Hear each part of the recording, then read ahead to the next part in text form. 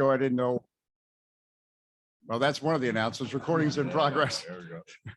It's always good when technology steals the show. They really don't need me to MC this, but I need to announce that if you're watching this on Zoom, please mute your Zoom because it makes it much more enjoyable for the experience. We'd love to eavesdrop and find out what you're doing, but if you could mute the Zoom, I would appreciate that very much.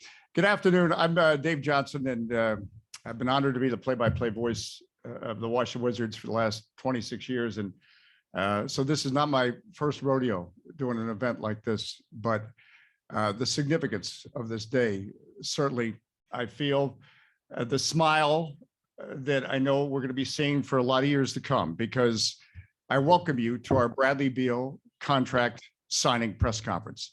We're joined today by the chairman and CEO of Mighty Metal Sports, Ted Leonsis, who joins us by Zoom. When it's your turn, Ted, don't mute your Zoom. We want to hear from you. Also, our general manager, Tommy Sheppard, head coach, Wes Unseld Jr., and Bradley Beal. You know, I've called just about every game of Bradley Beal's career, and I've watched his drive, determination, and well, just flat out desire to want to get better, not only each game, but each practice. And I'm sure it's fueled by his wonderful family strength, his wonderful sons who urge him on. But I hear the rumor Mama Beal's the real secret to this thing, and she's really driving it. And I see the nod from Bradley Beal. That's the truth, right? Amen. So let's shout out to moms everywhere who make it happen. I know that Beal is only the second player in franchise history to play for our team for 10 or more seasons. The other player, a guy named Wes Unseld, Hall of Famer Wes Unseld. And like Bradley Beal, Wes Unseld, a Hall of Fame person, because Bradley Beal is certainly a Hall of Fame person if you really get to know him. I know the numbers, and I've got these stats that they can tell me about, that he's closing in on Elvin Hayes to be the franchise leader in career points. Yeah, you can tally that, but what you can't tally is the number of lives Bradley Beal has made a difference in our city. You can ask the folks at the Ron Brown, the kids at the Ron Brown College Preparatory School, or you can ask his teammates, or you can ask me, or anyone that he comes into touch with. He makes a difference because he cares. He really, really cares. And he cares about other people and our city. Because Bradley Beal is not only the face of this franchise, he is now very much a part of the fabric of our city. Or as I think I read it somewhere, Bradley Beal is dedicated to the DMV. And with that, we'll begin the formal portion of our press conference. Doing a good job keeping your Zooms on mute. I need this full-time job, so keep your Zooms on mute. But it's time now to hear from the chairman and chief executive officer of Mighty Metal Sports, Ted Leonsis. Ted, I know it's a special day for you. Thank you, Dave. Welcome, everybody. And before we begin, I wanted to note and pass on to our friends, partners, and colleagues that as an organization, we are shocked and saddened by the tragic loss of former Prime Minister of Japan, Shinzo Abe, and our organization stands with the people of Japan, and we're thinking of you, and we look forward to seeing all of our friends and colleagues early in the fall when we go over and play a game. It is a terrific day. Dave, you can go through all of the specifics, but to me, it really cements what we are trying to build. We want to have great players that we draft and develop and sign, and who basically put their own heart, soul, and passion into helping us build the winner. And I looked at what we did with Bradley during this offseason really as a culmination of discussions and planning and work that we've done with he and his family over the years, which is, will you commit and will we commit to you to work together to try to build something great? Obviously, players in the league. They have lots of choices, and Bradley made the choice, which I think is the right one. Certainly was one in alignment with the way I look at the world, which is this is hard work and many hands are going to make light work. And our focus is now, how do we build the team that continues to have upside and can improve? And if you can show the industry, show the world that you can draft, develop, keep great players, that's how you start to make your way into become a destination. And we think now with the team that we've put in place, that Tommy has been building, we will have a very, very good team, and we'll continue to be able to improve the team because players around the league will see that we reward and we are loyal to the people that help to get us here. I'll also say that I appreciate very much Brad's family, Brad's representation. They've worked with us and will continue to work with us to make the Wizards a better organization and one that can really become a destination for other players. I also think that this deal really speaks to Brad and how loyal and how hard working he will be to the benefit of the Wizards and his teammates. He doesn't want to be traded, and we don't want to trade him. And for us to have that kind of commitment, especially in today's NBA, I think was really a testament to what was in his heart and soul about the importance of loyalty and knowing that he would be here. And we have a lot of work to do over the length of his contract because Brad wants to win. We want to win. I want to win. And it's going to take time for us to continue to improve the team. So I'm very appreciative of the blood, sweat, and tears that he's going to put into the organization. He knows how committed we are to continue to invest and do the right things in the right way so that we can build the Washington Wizards into a really, really great team. And so I'm looking forward to answering your questions. Tommy, Wes, and Brad are here, and I'll turn it back to you, Scott, to kick us off formally up on the dais. All right, thank you, Ted. As always, as Ted mentioned, Bradley, you play with your heart and soul. What's in your heart and soul on this day?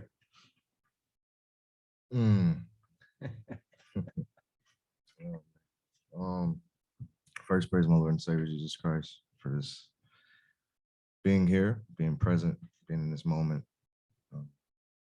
It's one thing I've learned over the last few years is to embrace every moment that you're in, embrace every step, everything that you go through, good, bad, ugly, you know, and this is a good, but it's also, it's kind of a weird time too, because just the climate of the world we're in, you know, it's real tough for me to be super excited, right? We have Brittany Griner in Russia still, right? Highland Park just lost 6 or 7 lives, right? My hometown, St. Louis, from July 1st to July 5th, there were 22 shootings.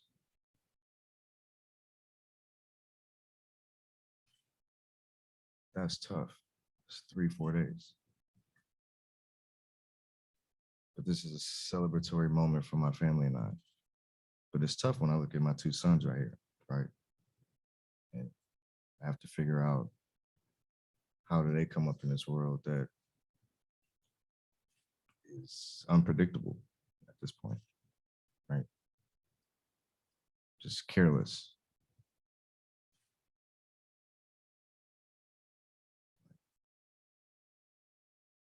But I am appreciative of this city.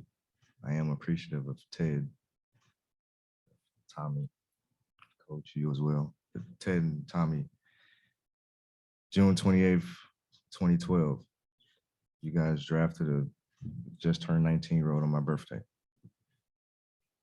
I always said that was the best day of my life. Somewhat still is. And I fast forward 10 years and I feel like I'm doing it all over again. And like I'm beyond excited that I made the decision that I made. I'm happy. I'm at peace with it. This city has loved me from that day, June 28th, 2012. They've taken me in, welcomed me with open arms as a young 19-year-old with no facial hair. Right. And I got a little peach fuzz now, but so I'm working on it. But this city has loved me through the ups and downs, right? Through moments in which I was injured, and injury prone was my label, right? Through me pushing through that and playing 82 games in numerous years, and then being an all-star, making all NBA. Like, these are all things that a lot of people didn't think I can achieve. I look at myself and I probably didn't think I can do it, but I pushed myself. I had an organization that pushed me. I had Ted, that his comment and his quote always sits with me: to whom much is given, much is expected, much is required. That always sticks with me. So nobody critiques themselves harder than me. Nobody pushes themselves harder than me. And it's amazing that now I can just sit here and be proud of myself for once. And I have to thank this organization for giving me this opportunity, because it doesn't come. It doesn't. So thank you, guys. Bradley, thank you for sharing your heart and soul. And again, it's part of what we're about is basketball, but it's also community and connection. And that's also what we're talking about today. Tommy Sheppard, you just heard some of the words of Bradley Beal. Your thoughts? Well, you know, it's such a great day for the Washington Wizards franchise, and what an unbelievable opportunity as we go forward, showing the NBA this is a destination, as Ted said, and we have the opportunities to show the NBA what happens, the commitment that we'll make to our players, to their career. You're talking about one of the most coveted free agents in the market, re-signing with the Washington Wizards, committing to what he believes he can win here, and we believe we can win here. And I know it's so hard right now, the emotions of the day when you're thinking about all the things that go on in the world, as Bradley said. And I just look and I see where it all starts, staring at his family right here and how much that means to him. That's his bedrock. That's his navigational device, his compass that he chooses every single day to represent his family, his name, and putting his name with the Wizards, this partnership that we have together. You know, when we drafted Bradley, I called him, we talked the day of the draft, before the draft ever happened. I say, happy birthday, and tonight you're gonna be a Washington Wizard. I believed it in my heart that day, and every day since.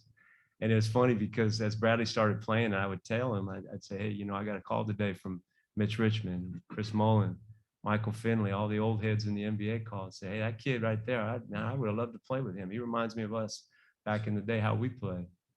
So now with this year, we're going through the draft process, and all these kids come in and say, hey, these new generation guys we're interviewing, they said, Bradley Beal was my idol. That's who I want to be like. And I realized how fast 10 years go by. And I watch this player every single day, what he did for the Wizards out on the floor, practice court, his leadership. And then I see what he does in the community. And that's who we want to be exemplar for our franchise. And so I thank you, Bradley. I congratulate your family. I congratulate you for everything. But there is also a great deal that's expected moving forward. And nobody expects more from Bradley than Bradley, except maybe me and Wes and Ted, because I know we look back a year ago, we were at the playoffs in Philly, and there's only 5 players left from that team. We've added 9 new players since the start of last season. We are not going to sit still. We're going to continue to get better, to acquire more talent, to develop more talent. But it all starts with the cornerstones and the people that we rely on to set the tone and to move forward. And we are very confident in Bradley's leadership, very confident in the player, and very confident in our future. So thank you, Bradley. Indeed, thank you, Bradley. And it's not lost on me. It was almost a year ago at this time, we welcomed family back to Washington as we welcomed Wes Unseld Jr. as head coach of the franchise that, quite frankly, his father helped build. And now you're coaching the franchise and coaching our franchise player, Bradley Beal. Well, you know, Dave, I think it's a great opportunity for me to express this to Brad. You know, for 10 years as an opponent, you think you have an idea who a guy is.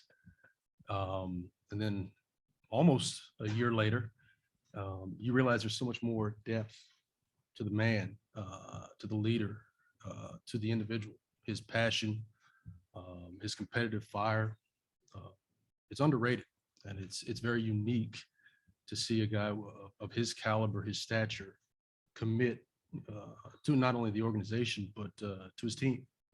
And I think it's understated in this day and age that a young man would do that and make the decisions that he's made. So I've grown not only to admire the player, but to really have a lot of respect for the man, not just for what he can do on the floor, just the things that he brings to the community, how he tries to help propel this organization, take step after step to get to where we want to be. So, once again, I know this is a celebration, but it's also an opportunity for us to celebrate you, celebrate your family. And we've got a lot of positive things to look forward to. So I'm really excited for the opportunity to keep moving this thing forward. Tommy, obviously Ted, this partnership's a big piece of that. So congratulations. And we as we always say, we got a lot of work to do. Yes, sir. Yes, sir. And Bradley Beal has a lot of playing left in his career, but I'm just going to say it right now. I think one day you'll make one heck of a coach. You have the best behaved young boys I've ever seen. And that's great father and coaching. And again, it's so glad that they're here today and they're doing a wonderful job. But the zone defense you got them on is just tremendous. Yeah, we got to go zone now. We got one in the other. And another one on the way. Number. So. All right, with that, we'll bring in the question and answer portion of our press conference. And we'll start with our members of the media. They're actually in Las Vegas on Zoom because Summer League is going on. Again, Ted Leonsis is with us, Tommy Sheppard, Bradley Beal, of course, and Wes Unseld. We'll begin with Ava Wallace. Ava, are you there? I am. Thank you very much. Ted, those were really beautiful remarks, Bradley. Thank you for that. Ted, I wanted to ask you, since you mentioned how you guys don't want to trade Brad doesn't want to be traded, and obviously you've spoken of the deep loyalty over many years. I'm wondering, and I'm asking because it is such a rarity to have that formally included in a contract. Why did you want to take that extra step and include that in Brad's deal? You have to trust me that I've come back from a lot of league meetings. I'm back on my way out to Vegas, and several fellow NBA owners have said, I wish we had a relationship like you have with your players. There's a lot of movement, a lot of non-partnership that you see around the league. And for there to be a public statement that essentially says, we have a player who wants to be here and serve out his contract, as do we, that allows your general manager to plan and to be able to have the confidence that your best player, your bedrock player, is a part of the process. And so that was something that we did. And when the player brings that to you, we're not naive, right? I mean, I read the press on occasion and I see what people are thinking. I didn't take it as a point of leverage. I took it more as a point of partnership. And all we can do is show you that that's what we're in this together. And so, this was another way for us to show Brad our commitment to him. And, with that commitment, it's helped us now to take the next step and rebuild and get the team to where it should be, very, very competitive, playoff caliber, keep adding young talent, be able to bring in players like Tommy's done during the offseason via trades and free agent signings, and be in it for the long term with us. Okay, Ava, you okay? I will go to Chris Miller in Las Vegas. Chris? Dave, thank you very much. Can you guys hear me, by the way? I'm in the airport. I apologize. Yes, we can hear you. Bradley, yesterday, the other day, I spoke to Monty Morris, and he said, even before coming to DC, he recognized that you were, if not the best to guard, one of the best in the league. And it is his job to, quote, make you believe that every day that you play with him. What does that make you feel when you hear a guy who has not even played on the team with you yet that has that much confidence in you as a leader? That's amazing. Especially, you know, me being a fan of him as well and what he's done in Denver over the last few years. And Wes can attest to it. Like he's all about winning and he's all about, you know, boosting his teammates up. You know, whether it was Will, whether it was Jokic, whether it was Jamal, like he was always about building up his teammates and making them better. And that's kind of the same mentality Russ had. Russ was the same way. Like he came in every single day and made sure that I knew I was the best two guard. Every time I stepped onto the floor, you're the best two guard. And that's always, you need that as a player at times. You know, we have confidence, we have an ego, but you know, to be able to have it amongst your peers and your teammates tell you, no, like that's like constructive criticism in a way. That's how I take it. Like he's kind of challenging me and telling me to be better, to lead us. So I'm appreciative of it. You know, Monte's my guy, and I'm happy he's on board. Okay, Chris, thank you. And enjoy your first class seat, by the way, Chris. We hope that flight goes well. Leave them peanuts alone. So That's right. I got you. All right. We know you're not in the middle seat. All right, let's, David Aldridge. David? Good afternoon. It's good morning here in Vegas, but congratulations to you, Brad, and to everyone. Now that this is done, I do wonder, what is the blueprint as you all of you see it, Brad, Tommy, Ted, for doing what you want to do now, which is build a team around Brad that's good enough to compete and contend for championships. How do you do that now, Brad? How do you do the dance with other players who may want to come to DC? Tommy, how do you make it happen? Ted, how do you approve or deal with the obvious expenditures that it may take to put a team that good around Brad? Well, I won't put words into Ted's mouth, but Ted is all about winning and whatever it takes for Tommy to make the team look like that. He's all about making that happen, you know, and that was a big part of my reasoning of coming back, was his commitment to winning just as well as mine. And a lot of that does fall on me. A lot of it has to do with winning. We win, we attract those free agents, we attract those guys that we want to get. We attract other all-stars like KP. But at the same time, we trust Tommy to make those type of moves and not sit stagnant and kind of improve our team as we go. So, you know, all I can do is trust continually what he's done and continue to trust myself, trust my teammates, and we have to, it's on us. Like, we can't continue to sit about it. Like, I'm here, right? It's over with. Like, now our commitment, like you said, DA, is to win, right? It's very tough, as coach knows, to win in this league. Like, it's not easy. So let's not sit here and act like, oh, we're going to hold up the ladder. Like, no, like, we're going to continue to build and get better each and every year and each and every day. You know, that's what we can and that's what we will do. All right, David, thank you. Matt Paris. Matt, are you with us? Yeah. Hey, Brad, just following up on that, like, what gave you confidence that Ted's all about winning, or just kind of the past 3 years? And, you know, you've said that you've wanted to make this decision about winning. Just kind of what led you down that path? My confidence has always been in Ted, and we've always been very thorough and straightforward with our relationship. Like, he's never lied to me. He's never sugarcoated anything. And he's always told me that his desire for this organization is to win. If it was anything else, if he'd have told me otherwise, I probably wouldn't be sitting here, right? But that wasn't his desire. That's not Tommy's desire. Damn sure isn't coaches. So, like, we're approaching this thing here strong. Like, I believe in this vision. And a lot of it falls on me. Like, a lot of it is for me to come out and be the player that I know I can be the leader I know I can be, and lead this team. Like, I want to win a championship, and I want to do it here. And I've said it in plenty of interviews before. If I stay in DC, respect the reason that of me staying is because I believe that I can win here, right? I believe that we can win in DC, right? And so with the guys we have, I haven't stepped foot on the floor with KP yet. That can be dynamic. Me, KP, Kuz, Gav, like, we got some tools over here, right? So now it's a matter of up to us players to get out there and get our arms and feet dirty and put the work in.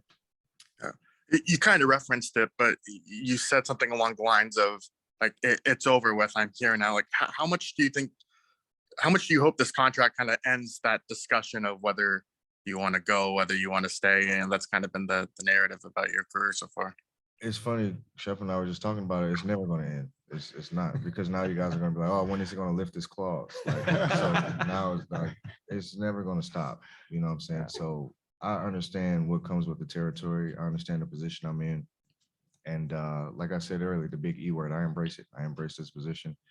And I approach it headstrong. You know, I don't run from anything. I know it's gonna be a challenge, but I don't think God gives me anything that I can't handle. So I trust my tools, trust my relationship with him, and I'm ready to go. Thank you, Matt. There were actually 3 trade rumors just coming down the hall. That's Hey, a man. joke. You're right. It's not gonna, and the soundbite, I don't want to add it from people. He says we can win here, and that's why he's here. Josh Robbins is next. Josh. Thank you. Brad, over the last few years, many players have sought to lure you to their teams, including over the last year. How can you personally go about reversing that and try to bring the players who would be desperate to play with you on their teams potentially to Washington?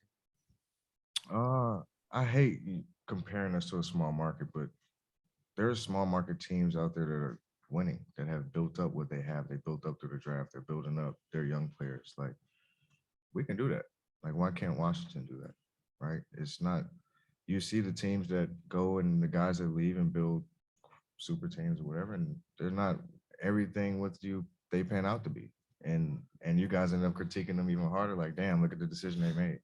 Right. So it's a damn if you do, damn if you don't, you know. So it's all about being at peace, whatever decision you decide to make. And this is who I want to be. I can't concern myself with what some other player does or how it went for him. All I can do is concern myself with me, how my life is going, how my family is doing, and what's best for us. Like, that's how I approach this. Okay, Neil. Neil, you there? Hey, Brad. First off, congrats to you and your family. Dave talked about it. You've done a lot of work in the community, Juneteenth March, Ron Brown School, Banneker Courts. I guess, is there anything on the forefront of your mind that you're hoping to, continue giving back to the community? Of course.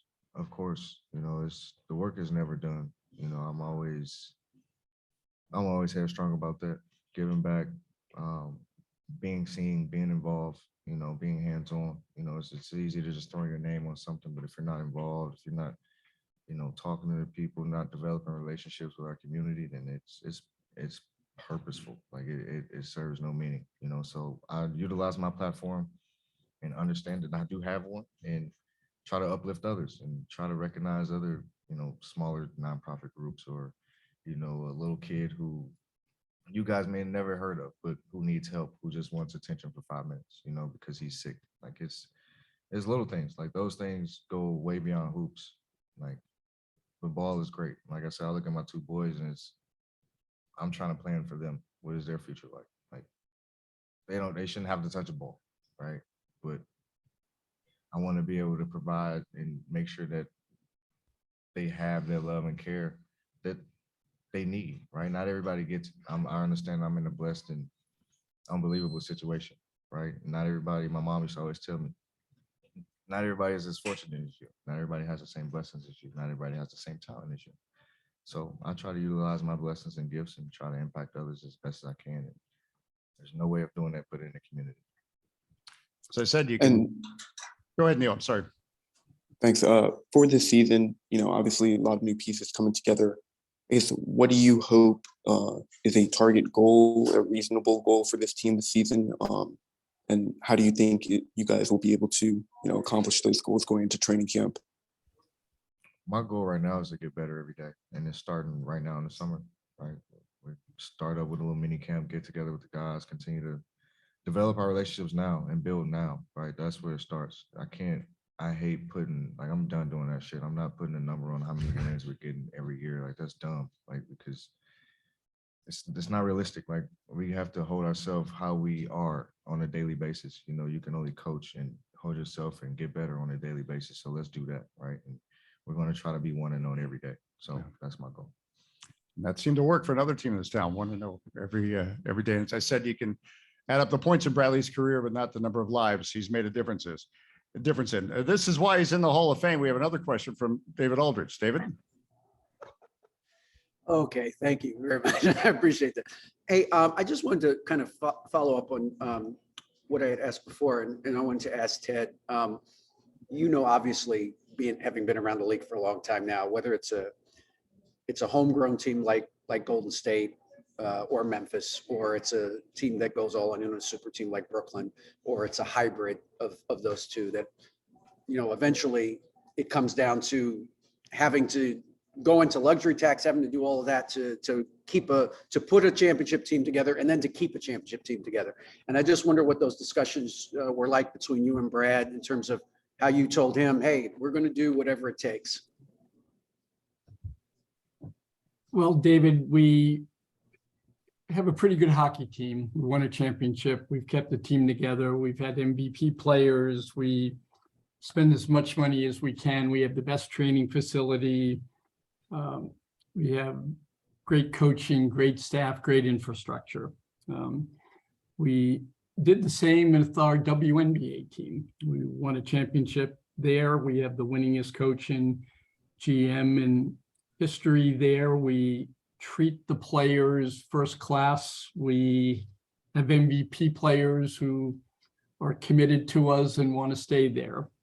We've entered into new businesses and fields, be it the short-lived Arena Football League, but again, we won a championship there and we were the standout organization.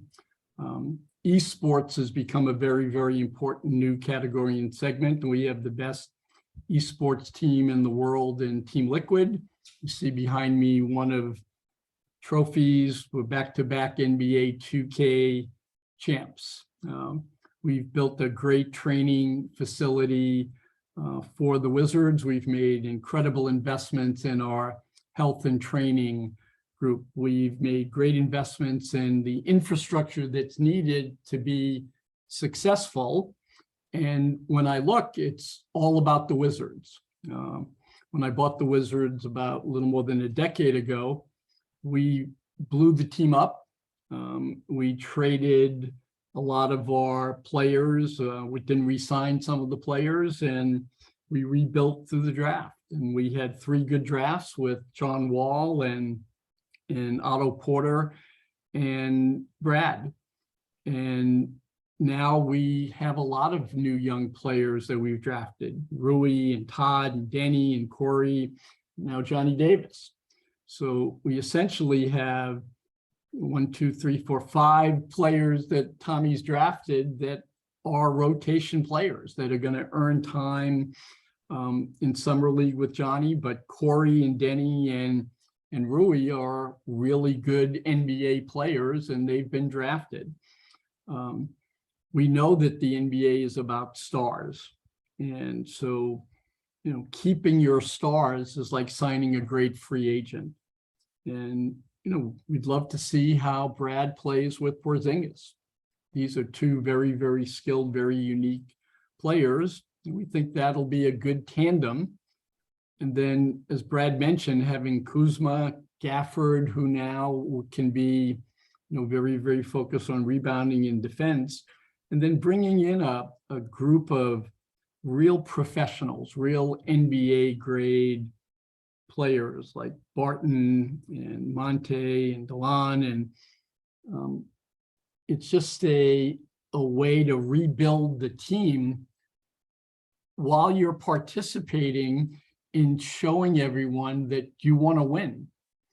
And I don't buy into the, you either have to win a championship or blow the team up and rebuild it. I think that you can improve by having your young players take the next step up.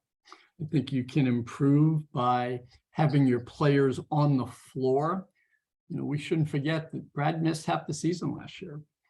And it's very difficult to perform at high levels when you don't have your star players, highest paid players, on the floor. And so we're going to do everything we can to get that mix right. And we're a free agent away. We will always be looking at how can we improve the team. And Tommy has been given the green light, and I've said no to nothing. And I want to win. the Wizards are where all of our focus as an organization has to be. We're in a big market.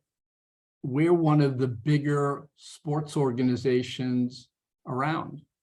We're one of the few organizations, as you know, that owns our building, owns multiple teams, owns a part of our network. We are accretive, if you will. We want to continue to grow. We want to continue to improve. And so by taking your bedrock player and signing him in a great, having him play in a great building, train in a great training facility, be in front of a great fan base.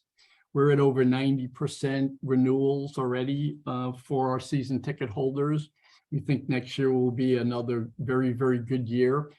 We weathered better than most teams the pandemic, which basically pandemic downturn in the economy. It's a 1,000-day kind of experience. We weathered that really, really well, which shows the durability of the excellence of our fan base and our organization and our business. So, you know, while we're muted in our enthusiasm today, basically because of the societal issues that we're all facing, we're very, very positive that we can continue to improve and be a have team. And that's how I kind of look at the league. Are you a have team? And one thing, David, that I'd like you, because you're so experienced here, to understand is you just heard Brad talk about his faith, his family, his connectivity with the community, being at peace. Those are things that you don't hear from many NBA star players, is it? And to me, that's the biggest selling tool that we have. If you want to be happy, fulfilled, trust the organization, feel that you're a part of something, that there's a higher calling together, this is a great place to do it. Most powerful city in the world. And so I'm always upbeat when you say, prove to us that you can win and you want to win. You can see it everywhere in our organization. And we know that we haven't won a championship and haven't really put a team out that can win 50 games yet, but let's try to do it this year and let's continuously improve year after year. We're a special city and you can do special things with special people. We'll continue on Zoom and then we'll get to in-person questions shortly. Yaron, I believe you're there. Yaron, you have a question? Yes, thank you very much. So this is a question for Brad. Following up on the younger players, I want to focus on Denny. What have you seen in the last couple of months of last season, and then obviously this summer from him? What I love about Denny's forget hard work. He's a willing learner. He's a willing worker, right? He wants to learn. He wants to get better. He wants to figure out what his niche is in the league, and you can see that the last few months, you know, of the season, like. Coach gave him a lot more freedom to handle the ball, to be aggressive, to make plays for his teammates. And then he took on the challenge of being probably one of our best defenders, if not our best defender, with his size, his ability to switch. So I think he's really finally starting to come into his own of realizing, okay, I can really be a two-way guy, a legit two-way guy. He's going to continue to improve his three-point shooting. He has a strong build already, but he's continuing to work out and understanding how to use his body properly in the game. And I think the sky's the limit for him. Like, he's super young. I think that's what we got to realize. He's super young. We got to let him develop. But at the same time, like, he's accepting challenges. Like, he's a willing learner. He's a willing worker. So I love that about him. All right. And one more we'll take from Zoom. I think if we held this at midnight, Christos would still attend. He's always our man, Christos. And Christos, we appreciate you always being with us. What time is it where you are right now? The time is 7:30 p.m. right now. Okay, well, good. Well, Christos, thank you so much for your interest, and the floor is yours. Thank you very much. Brad, congratulations, first of all. What does it mean for you to stay in DC, to play for the Wizards for your whole career, and make something great with the Wizards, win a title, or become one of the greatest Wizards of all time, or to join another team to create another super team with other superstars in this league and make something there? Why it is so important for you to win something? Oh, I feel like the meaning would be so much greater because you grinded out everything here, especially if we win here. Like you ground out everything. You proved all the doubters wrong. Like you did everything you possibly could to make it work, and you did it. Like that will mean everything to me. That will mean more than leaving and playing with 4 other all-stars. Like, and having conversations with guys who've done that, it's not always great. It's not always fun. It's not always what you think it is. You think a guy is who you think he is, and it's totally different. Like we're seeing that. So it's you, like I said, you stay in your lane, you embrace your situation. And for me, this organization has been nothing but good to me. And I firmly believe in my heart that I can win here. I really do. All right, we're going to go to questions in the room, but Bradley, not only are you smooth, but your family's smooth. I wish people out there could see the pick and roll offense I just witnessed between your 2 boys going from grandma to ma. That was flawless. They would have gotten an open shot in any league. So it's obviously rubbing off. You guys are amazing. Do you have any questions for Dad? Where are we going for dinner, or when's it over? Say tell him I want Juan Soto to come teach me how to hit. You want, all right, well, you want candy? We don't have candy, buddy. Where are the keys? All right. So there we have it. It's they're not only smooth, but they have the poignant questions. Where are the keys and where are the candy? All right. With that, guys, you are doing so great. I'm amazing. And the movement between mom and grandma, did you practice that? That was amazing how smooth that was. I believe we'll start with Wes Hall. Wes? Impossible to follow the Bill kids. So here goes. First of all, congratulations, Brad, on the re-signing. We've heard a lot of talk about loyalty today, and obviously re-signing is a great example of that. But when you think about the legacy of Bradley Beal, what does this moment mean to the legacy of Bradley Beal? It means a lot, but it's still being written. You know, it's not over with. You know, it's funny. People call me old. I'm still young. I just turned 29, right? So I still got a lot of years left. I still have a lot in my tank. I don't feel like I have a lot to prove. I just want to win. I got to win. That I do have to prove, right? That I can win and be a winner. So that's what my mentality is. That's what my drive is. You know, this has been my home. You know, loyalty has never been in question. Biggest thing is, you know, do I believe we can do it here? And are they committed? And are we committed? Am I committed to doing that, you know, with them? So I'm just, like you said, I'm excited to be here, and let's get it. Like I'm ready to go. I ain't gonna lie. I'm ready to go. Follow up real quick for Wes. To have a player sign on and show you this commitment, what does it do for you moving into your second year head coaching this team, as far as being able to build and develop the strategies that you want to employ?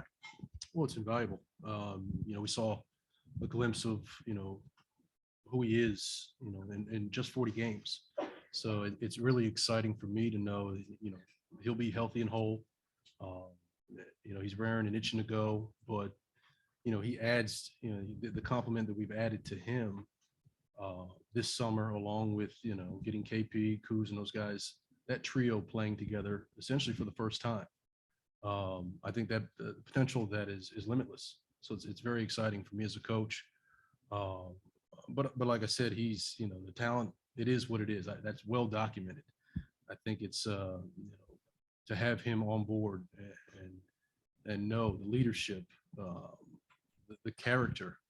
I think all of those things that play into who we want to be as an organization, how we conduct ourselves as a team, and that collective pull, I think that really helps propel us. Scott? Right there. Yeah, Brad, first of all, congratulations. I know there's a lot of people in Washington. So happy that you're staying here. You know, you just get from St. Louis and you've made a home here in DC. And the terminology, face of the franchise being thrown around. What does that mean to you, that terminology, and how much pride do you have of being the face of this franchise? Oh,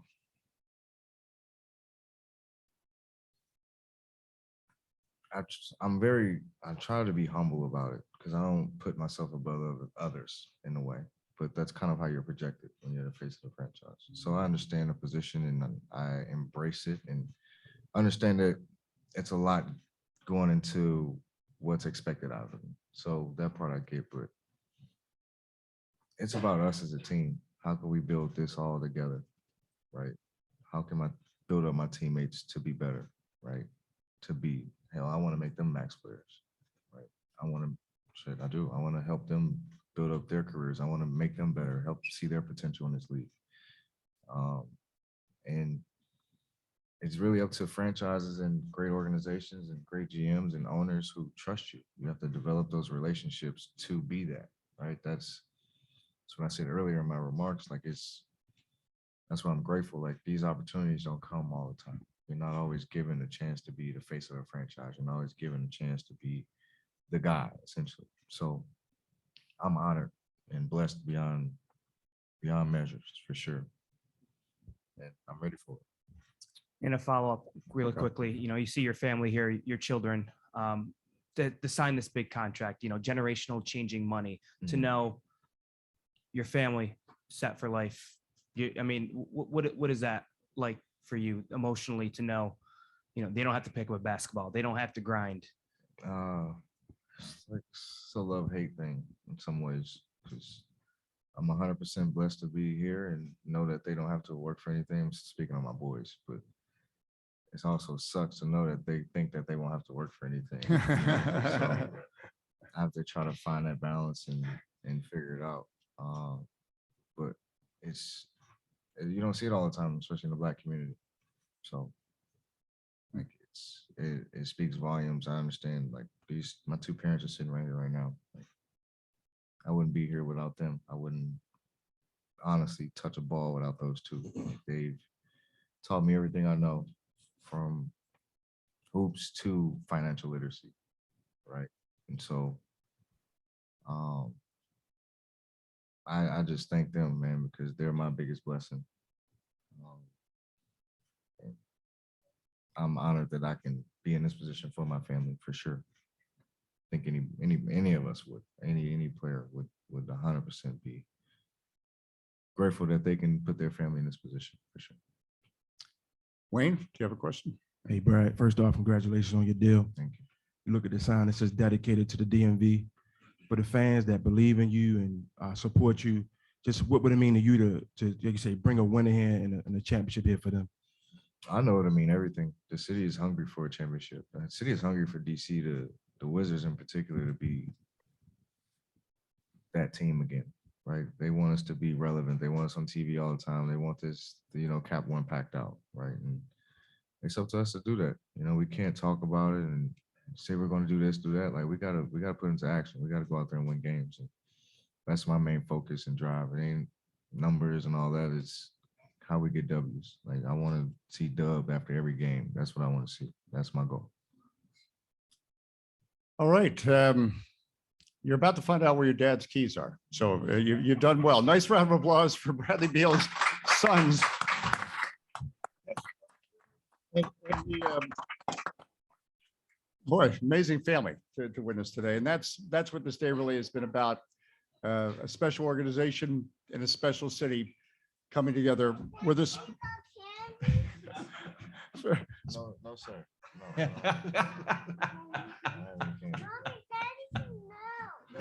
Okay. So he was good. Yeah, I have the keys. You know how to drive?